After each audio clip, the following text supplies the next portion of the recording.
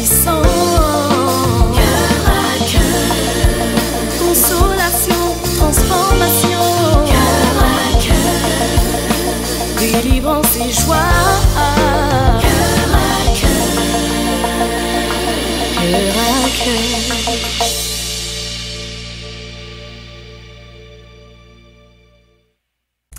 Bonjour, bienvenue à cette nouvelle émission. Nous sommes toujours dans cette série administrée en bon père de famille. Avec mon invité, Papy Samuel, nous allons entrer encore plus en profondeur et nous allons parler aujourd'hui de l'administration auprès des enfants, auprès des jeunes personnes. Vous savez, quand on lit la parole de Dieu, il n'y a pas de famille où il y a très peu de familles qui étaient pourtant des enfants de Dieu, qui se sont avérés être des familles parfaites ou des familles qui faisaient vraiment toutes les choses correctes. Alors, quand on lit dans la parole de Dieu, on voit Adam et Ève qui étaient des personnes d'une famille. On voit qu'Adam et Ève ont failli devant Dieu. On voit que leurs enfants, Caïn a tué Abel. Quand on regarde avec Noé, on voit que Noé avait un problème d'alcoolisme et Cham, son fils, a vu sa nudité et Noé a maudit son propre fils, c'est-à-dire qu'il y avait quelque chose qui n'allait pas dans cette famille-là. On voit Abraham a vendu sa femme, Abraham a eu un enfant hors mariage. On regarde à Lot qui était donc dans ce pays de Sodome et Gomorrhe. Lot, alors qu'il vivait des temps difficiles, Lot a même failli vendre ses filles à des personnes homosexuelles qui étaient venues devant sa porte. On voit Isaac, on voit Léa. Isaac préférait un enfant, Léa préférait un autre enfant, et puis on voit la rivalité qu'il y avait entre les enfants. On prend l'exemple d'Elkana, vous vous rappelez Elkana, on voit qu'il avait deux femmes. Alors on voit les sacrificateurs, Élie a échoué dans l'éducation avec ses enfants, et puis on prend à David, on voit que David, dans sa vie, vraiment, David était un polygame, David était un homme adultère, et pourtant c'était des personnes qui connaissaient Dieu, mais leur famille, ils vivaient des défis auprès de leur famille. Donc il n'y a pas de famille où il y a très peu de familles qui se sont avérés marcher vraiment dans le plan de Dieu, mais il y a eu beaucoup de dysfonctionnements au milieu de ces familles-là. Alors, pour en parler aujourd'hui, on va voir vraiment l'administration auprès des jeunes personnes, auprès des enfants. Pour en parler, le pasteur Samuel, Papy Samuel. Papy Samuel, bonjour. Oui, bonjour Nathalie, bonjour pasteur Nathalie, bonjour maman Nathalie. Oui, le sujet est un sujet très très important. Nous parlons toujours du bon père de famille, le pater familias, donc qui fait don de soi, qui doit faire don de soi, qui doit être prêt à se dévouer totalement ici dans le cadre familial. Et les exemples que tu as cités là nous portent à croire que le lieu où la relation parent-enfant est mis à dure épreuve, c'est vraiment au niveau de la famille. C'est là que le malin vient vraiment pour fragiliser la famille. On peut être leader, on peut avoir été choisi par Dieu, mais si l'on ne fait pas attention d'accomplir ses devoirs vis-à-vis des parents, vis-à-vis des enfants, je veux dire, en tant que parent dans le cadre de la famille, on peut passer à côté de beaucoup de choses. Pour moi, ma première église, c'est ma famille. Un bon administrateur, un bon père de famille qui fait don de soi, doit commencer d'abord par pouvoir l'exercer dans sa propre famille. Exactement. Nous avons vu dans une émission passée par rapport à son épouse. Et je veux mettre un lien entre le bon père, le bon mari, vis-à-vis de son épouse et par conséquent, par voie de conséquent, vis-à-vis des enfants. C'est-à-dire un bon père de famille qui respecte, qui aime sa femme et qui le montre devant les enfants, produit en conséquence des enfants équilibrés. Quand il y a cette complicité avérée, cette complicité visuelle, cette complicité criante, automatiquement, les enfants acquièrent cela. Jésus dit, tout ce que je fais, j'ai vu mon Père le faire. Moi, je regarde parce qu'il s'agit en même temps aussi d'un témoignage. Je regarde mes propres parents, je vois mon père qui, ils ont aujourd'hui 51 ans de mariage. Je suis leur fils aîné et j'ai vu mon père appeler maman mon ami. Mon ami, mon ami. Et j'ai grandi avec ça, si bien que je t'appelle aussi mon ami, tu vois. Comme on dit, l'exemple vient d'en haut.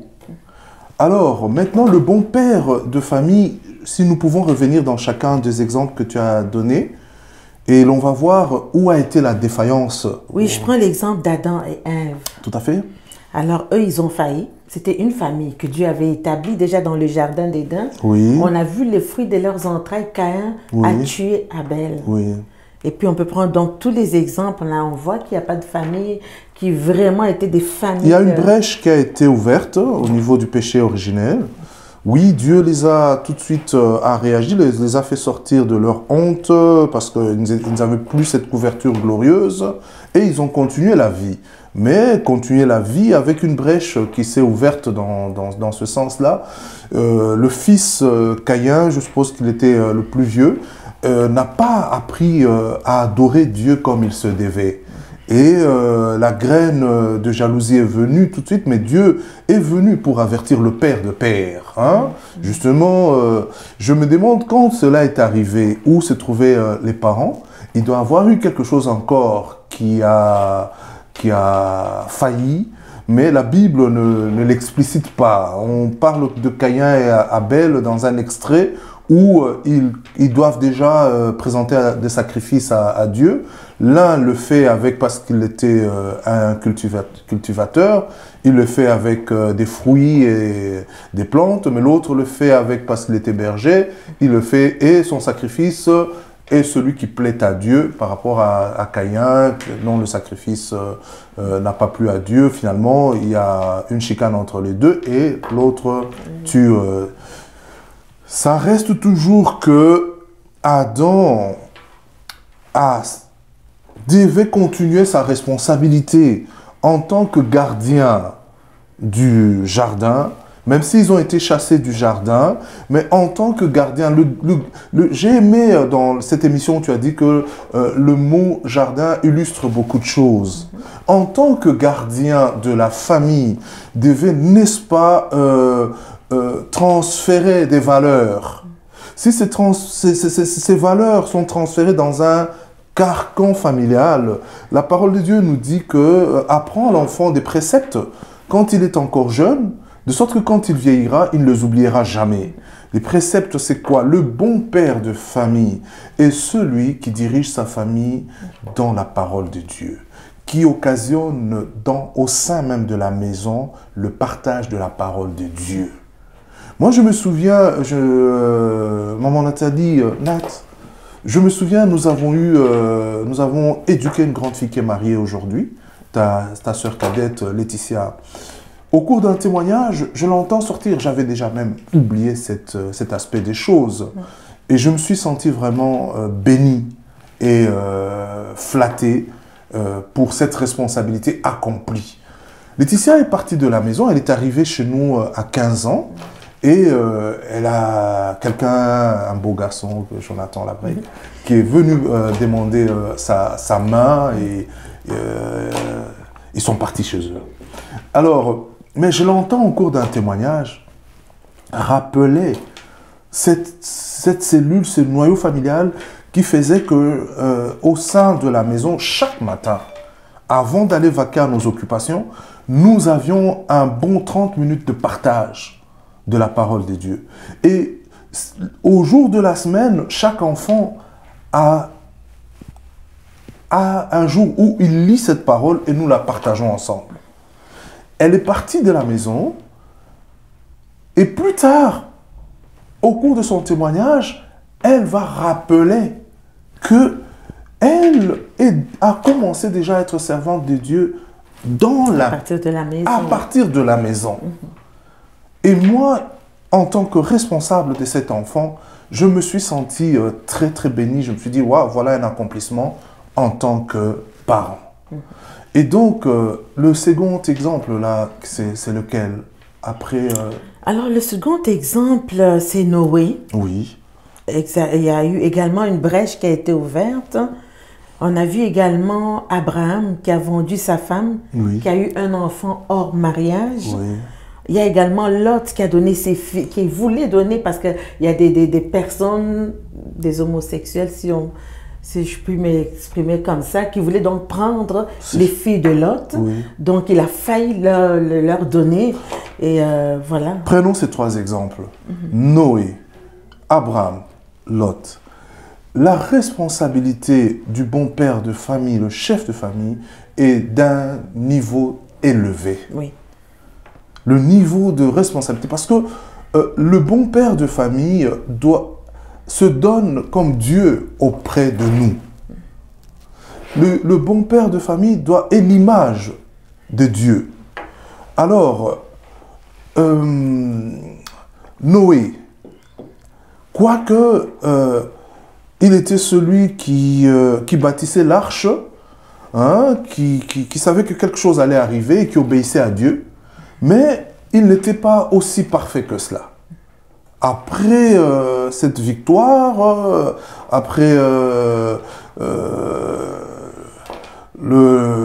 toute l'histoire que nous connaissons avec l'arche de Noé, après la sortie de l'arche, je ne sais pas si Papa Noé a voulu se réjouir un tout petit peu. Voilà qu'il prend un bon petit coup d'alcool et il se retrouve ivre, pratiquement ivre-mort parce que il n'est plus lucide et il s'est dénudé devant ses enfants. Donc, le bon père de famille doit calquer l'image de Dieu, doit incruster en lui cette perfection que Dieu nous recommande. Abraham se retrouve dans une situation, il ne regarde pas à Dieu, mais il regarde aux circonstances. Il veut s'ajuster pour trouver une solution charnelle pour sortir de l'impasse. Et voilà qu'il est prêt à livrer même sa propre épouse, la faire passer pour sa sœur. Ou quelque chose, 2 fois d'ailleurs, il a tenté de faire une telle chose. On a Lot. On a Lot.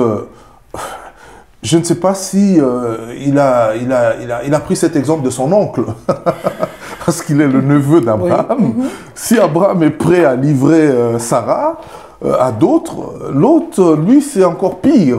Il est prêt à livrer ses propres filles dans une situation assez compliquée. Alors, tout cela dénote que le bon père de famille doit connaître Dieu. Doit connaître Dieu et marcher fidèlement dans la volonté de Dieu. Le bon père de famille doit être très attentif. Il ne doit pas avoir de moments d'égarement, de moments de distraction. Il doit communier avec Dieu. Et tout ce qu'il recevra de Dieu, prenons un exemple du bon père de famille qui a été Moïse par rapport au peuple qu'il conduisait dans le désert. Moïse, Jésus-Christ lui-même, Moïse allait converser avec Dieu et il rentrait avec les directives de Dieu. Jésus lui-même, la parole de Dieu est l'autre exemple, l'homme parfait, le bon père de famille parfait. On prend les gens qui le suivaient, ses disciples, comme sa famille. Il l'a dit lui-même, que c'était ça sa famille. Alors, Jésus, alors qu'il faisait encore sombre, il allait se connecter avec Dieu et il revenait rempli de l'Esprit de Dieu. Le bon père de famille doit être un homme de prière. Doit être un homme qui vit une complicité avec Dieu. Parce que, croyez-moi, gérer une famille, ce n'est pas chose facile, surtout dans le monde que nous vivons aujourd'hui. Et ces exemples qui sont là, Noé, Abraham, Lot, sont des exemples qui sont d'actualité aussi aujourd'hui. Exactement. Ouais. Si eux, nous, on a Jésus-Christ en nous. Ouais. Mais encore faut-il le connaître et le laisser vivre en nous pour assumer vraiment ses responsabilités de bon père de famille. Sinon, ça serait la même catastrophe autant que ça a été pour Noé, Abraham ou encore Lot et bien d'autres que tu as relevés. Ici. Oui, oui. Justement, c'est bien de souligner tous ces aspects. Ça doit être quelqu'un qui craint le Seigneur. Tout à fait. Ça doit être quelqu'un qui marche dans la volonté de Dieu afin de pouvoir justement amener ses enfants à marcher et dans la volonté de Dieu. Et justement, il y a plusieurs qui se forcent d'être des bons parents. Nous tous, nous nous efforçons d'être des bons parents, nous travaillons pour, et parfois on a des petites surprises avec les enfants, mais nous avons la responsabilité de ramener l'enfant dans le droit chemin. Donc c'est pas toujours facile en tant que parents, mais il y a quand même des principes qui peuvent nous aider justement à bien administrer les enfants que Dieu nous a donnés. Le bon père de famille, c'est aussi le bon berger. Oui. C'est celui qui, la houlette et son bâton, nous rassure. La houlette, hein, le bâton dirige, mais la houlette ramène de temps à autre. La parole de Dieu parle aussi de qui aime bien châtie bien. Nous avons nos enfants, la seule chose c'est que nous devons éviter de les irriter, de les amoindrir, de les humilier. Hein? Mais de temps à autre, une bonne correction comme le crochet de la houlette ramène dans un bon crochet qui va un peu faire mal au cou, mais va ramener la brebis. C'est nécessaire, c'est nécessaire dans cette société gâteau où ces choses n'existent plus, amène justement nos enfants à dérailler. Mais il y a une façon de le faire, il y a une façon de discipliner avec amour. Donc d'une part, on peut discipliner avec amour, mais d'autre part, on peut féliciter également pour amener un équilibre. Absolument, la carotte et le sucre, bon, l'enfant n'est pas un cheval, mais bon, c'est dans le processus d'éducation. Hein? C'est-à-dire quoi? Oui, la société d'aujourd'hui, c'est vrai que l'on ne doit pas porter des sévices aux enfants. Hein, on ne doit pas être, comme le bon père est loin d'être un despote, et loin d'être un tyran. Mais le bon père est celui, comme Dieu, qui nous rappelle toujours à l'ordre avec la parole. Il y a la parole qui nous dit justement que toute parole est inspirée des dieux, utile, importante pour instruire, pour enseigner, pour éduquer dans la justice, donc dans l'amour. Il y a une façon d'exhorter, de parler avec amour. Dans la famille. Il doit régner une certaine complicité. Aujourd'hui, on n'est plus dans un système où il n'y avait pas de dialogue. Et l'histoire nous instruit et nous vivons dans le présent, l'avenir nous interpelle. Il est vrai qu'on ne doit pas tomber dans ce qu'on appelle les enfants rois. C'est-à-dire que les enfants ont pris le dessus sur les parents. Pas du tout. Mais par contre, si nos enfants aujourd'hui, on est capable de dialoguer, de parler, de leur faire voir des valeurs, de leur faire voir les conséquences de, voilà, si tu marches comme ça, voilà ce qui va arriver. Donc, prendre toujours du temps de qualité, cette complicité. Le don de soi, c'est arrêter sa course pour accompagner nos jeunes, même dans leurs activités sportives, être présent, avoir une certaine complicité. Moi, je me souviens, Jonathan était un bon gardien de but quand il faisait le soccer communautaire.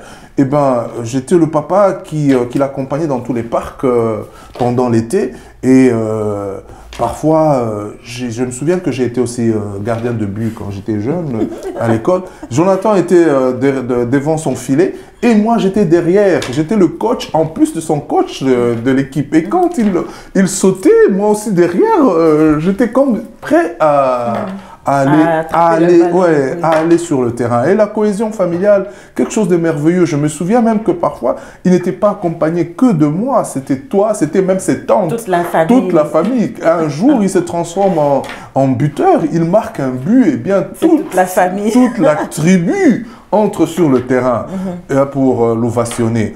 Alors, des petites choses comme ça pour illustrer quand même, dans le cœur de l'enfant, c'est des choses, c'est des valeurs importantes qui montrent qu'on le valorise. Le premier lieu d'amour, c'est le premier lieu où l'on se sent entouré, où on se sent qu'on est important, que c'est la famille. Oui. Alors, je retiens quelques principes importants. Nous retenons quelques principes importants que tu as développés tout à l'heure. Le premier principe étant que le bon administrateur doit lui-même d'abord développer une relation avec Dieu afin de la communiquer, d'amener également chez l'enfant l'amour de Dieu. Absolument. Donc, tu parlais tout à l'heure de discipliner. Savoir discipliner, savoir donner de l'amour à l'enfant, c'est une chose, mais la discipline aussi, avec l'amour, c'est également une autre chose. Savoir féliciter, savoir encourager l'enfant. Des récompenses et des remontrances aussi. Exactement. Apprendre à communiquer, et ça vaut autant pour le couple que pour les enfants. Savoir communiquer, prendre le temps de communiquer. Et aujourd'hui, il y a beaucoup d'enfants qui vivent toutes sortes de stress, toutes sortes de rejets, toutes sortes de problèmes psychologiques et toutes sortes de rejets. Voilà le mot que j'ai cherché. Donc, il faut prendre, en tant que parent, on doit montrer aux enfants qu'ils ont de la valeur à nos yeux. Et malheureusement, c'est quelque chose qui tend à disparaître. Pourquoi? Parce que les parents sont tellement occupés qu'ils ne prennent plus le temps de rester avec les enfants. Et les enfants pensent qu'ils sont rejetés, pensent qu'ils sont abandonnés.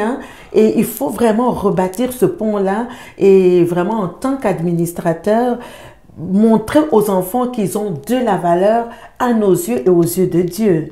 Tout à fait. Un cadre comme celui-ci, voyez-vous, cœur à cœur, nous œuvrons pratiquement dans le communautaire et puis nous sommes attachés à une église locale où nous sommes pasteurs. Un cadre comme celui-ci devrait aller, ou bien un échange comme celui-ci, devrait offrir aux parents des outils dont on ne parle pas assez. Parfois, nous remarquons dans la société d'aujourd'hui, il y a beaucoup de non-dits. On n'ose pas porter ces genres de sujets sur la place publique. On se réserve, il y a une certaine délicatesse, mais c'est important que nous puissions, parce que nous courons aujourd'hui par rapport aux exigences de la société, nous courons pour avoir un revenu, nous courons pour se relaxer, aller en vacances, nous courons, et nous passons à côté de certaines valeurs. Pourquoi? Parce que nous ne parlons pas, nous ne crèvons pas l'abcès. Ou bien, quand nous courons, au moment où nous nous arrêtons pour regarder derrière, ça devient trop tard. Papi Samuel, tu es, je ne l'ai pas mentionné tout à l'heure, tu es également médiateur. Oui, médiateur communautaire. Médiateur communautaire. Oui. Et donc, tu aides des familles, tu as vu les situations des familles qui se disloquent et tout ça. Et vraiment, on est au cœur d'une vraie problématique où il y a parfois on y reviendra sur d'autres émissions où on a vraiment une mauvaise gérance, une mauvaise compréhension du rôle du père et finalement qui amène à la dislocation. Absolument. Cœur à cœur me porte l'année que nous allons commencer, 2019, à aller encore profondément dans cette direction-là où en tant que médiateur communautaire, on peut solutionner des problèmes. Les solutionner, c'est trop de prétention, mais par contre, on peut aider les parties, les parties qui ne peuvent plus parler à communiquer. On peut donner des outils, des moyens pour rebâtir là où ça a été complètement brisé, disloqué. Alors nous allons finir avec ce verset de Psaume 78, le verset 5. Et nous allons vraiment voir la responsabilité de l'homme. La Bible dit ceci: il a établi un témoignage en Jacob il a mis une loi en Israël et il a ordonné à nos pères de l'enseigner à leurs enfants. Donc, dans la bonne administration, le premier éducateur de l'enfant, c'est le père. C'est le père qui a la charge d'éduquer l'enfant, autant spirituellement, autant sur tous les autres plans psychologiques et tout. C'est le père, la responsabilité incombe au père. Pour te dire, quand Étienne prend la parole pour évangéliser, quand il est emporté par l'Esprit de Dieu, eh bien, Étienne rappelle que nos pères nous ont enseigné, nos pères nous ont dit, nos pères, et il recadre l'histoire. Et c'est cela que nous devons aussi faire dans nos familles. Merci beaucoup, Papy Samuel, et c'est déjà tout. Alors, la responsabilité incombe au père, et notre prière ce soir serait vraiment que les pères se repositionnent dans leur fonction, dans leur sacerdoce, afin que la famille reprenne en référence à Dieu, le Père lui-même. Jésus dit, ce que je fais, j'ai vu le Père le faire. Alors voilà, c'est déjà tout pour aujourd'hui. Merci d'avoir été avec nous. N'oubliez pas, pour ceux qui veulent nous faire un don, vous pouvez également le faire directement sur le site de Cœur à Cœur. Écrivez-nous coeuracoeur7gmail.com et restez connectés. Que le Seigneur vous bénisse. Cœur à cœur, témoignage puissant. Cœur à cœur, consolation, transformation. Cœur à cœur, délivrance et joie. Cœur à cœur,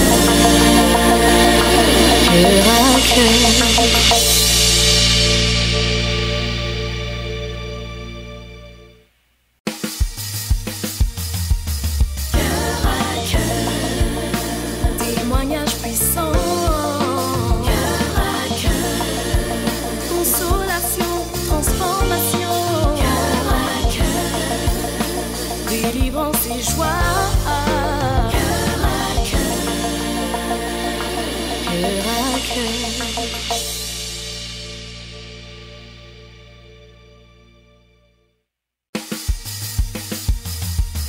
cœur à cœur.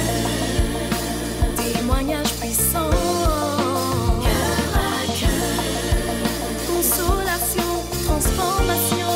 Cœur à cœur, délivrance et joie. Cœur à cœur, cœur à cœur.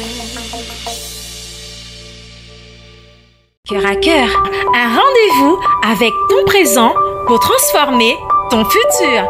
Cœur à cœur, parce que Dieu agit encore. Cœur à cœur, parce que Dieu agit encore.